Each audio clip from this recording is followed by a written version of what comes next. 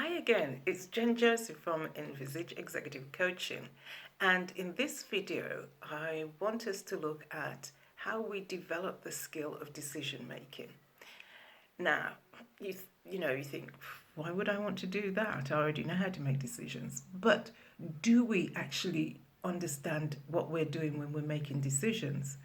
Because we've got this far and we've got ourselves into quite a bit of a muddle, and then we look back and we start regretting, oh, I wish I hadn't done that, I wish I'd done this instead.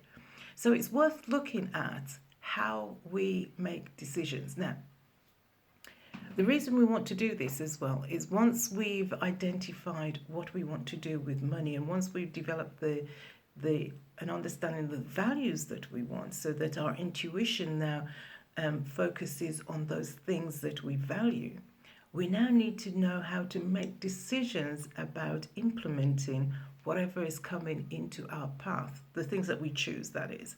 So I've got a list, so excuse me, I'm going to read this list because I don't want to make an error. Okay. The first thing I want to ask you is, have you ever heard of the term, the end justifies the means? Right.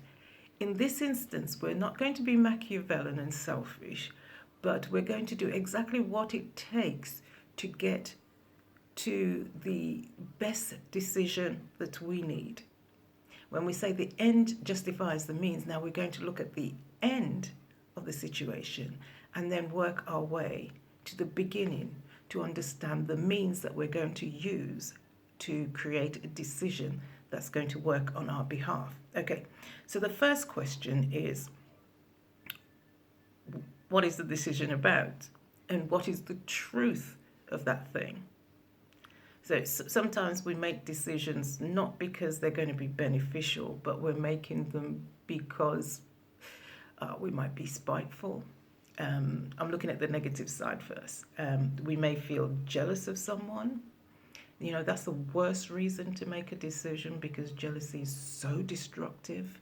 Is you find yourself plotting and planning how to destroy another person. So we need to look at the truth of the decision that we need to make. Hopefully we're working from our intuition where none of those negative things are coming in. But until we have actually developed the skill of silence, things like that will still come in. Okay, for example, you may see somebody, they're really doing well in their job or with their business or in their relationship, and you want to make a decision to get a better job, to get a better relationship, to get a better career.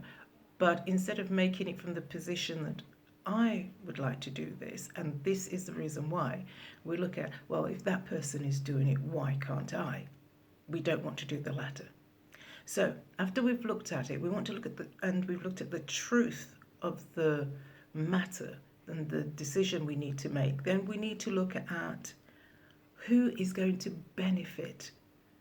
So any decisions we make, yes, initially they're going to benefit ourselves, but we need to look at the repercussions of anything that we're doing. So who else is going to benefit from our decision?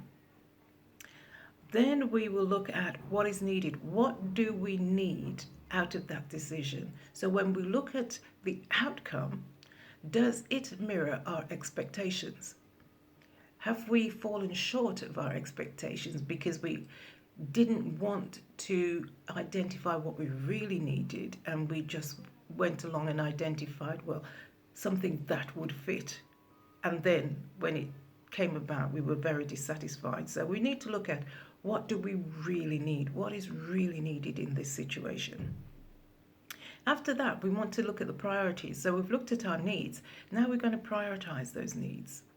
What is an urgent priority? What is a mid-term priority? What is a long-term priority?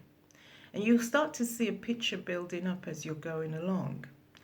After the priority, then we need to look at obviously things like costs and resources. Is there a cost? Do we have the appropriate resources? If there is a cost, then can we work a plan that will cover that cost? Now, if you can't work a plan that will cover the cost, and sometimes we can't, we have to make a decision that's outside of our immediate financial resources, then there is something else we can do. There's no point just throwing our hands up in the air and saying, no, it will never work for me. No, there is something else we can do. We can go back to our expectations and measure those expectations. Is there in our expectation an idea of lack?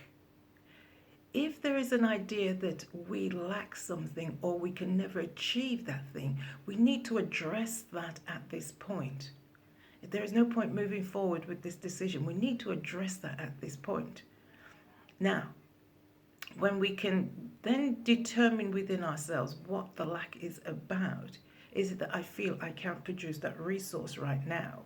Or I need help to produce that resource? Or is there a belief within me that I always need help? I'll never get out of my mess on my own.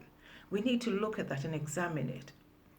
Then after we've got that far, now we need to do something very specific around taking personal responsibility.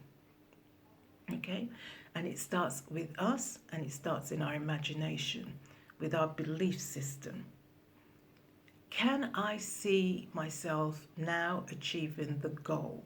And we need to work on getting a clear image of ourselves, completing the whole program for that decision, and being content at the end of that program.